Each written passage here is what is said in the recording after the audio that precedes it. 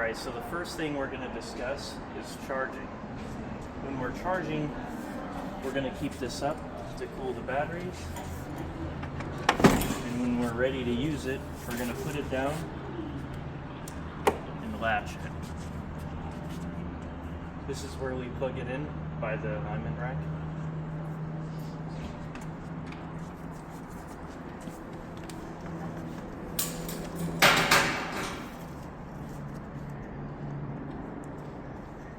Now, the most common issue I see is that when people try and use it, they turn the key and then they instantly try and use it.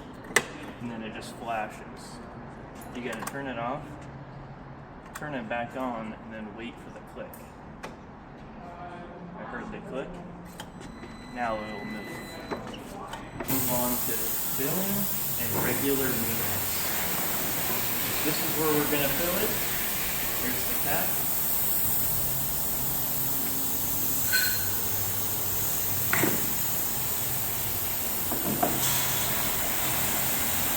We're going to leave that hose in.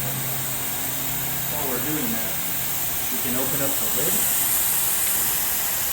And inside of here, we have this yellow trap. This catches all the crush washers and all the dirt. We're just going to spin that.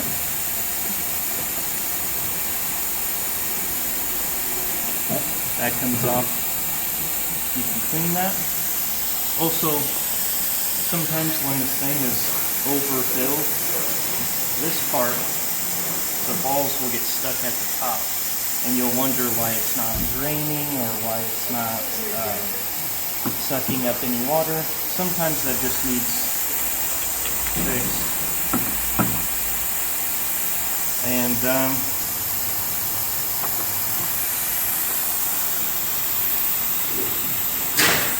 this tray down here, it just slides out. It catches all the rocks and the crush washers. This needs emptied out every once in a while into the trash can. Now we're just about filled to the max. We can pull the hose, put the cap back on,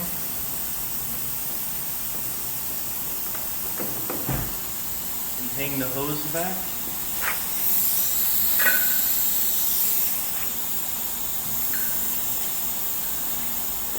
Close the lid.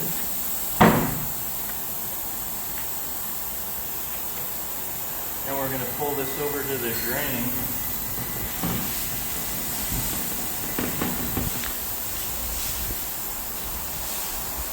We're going to pull this hose. It just hangs right there. And we're going to drain it into here.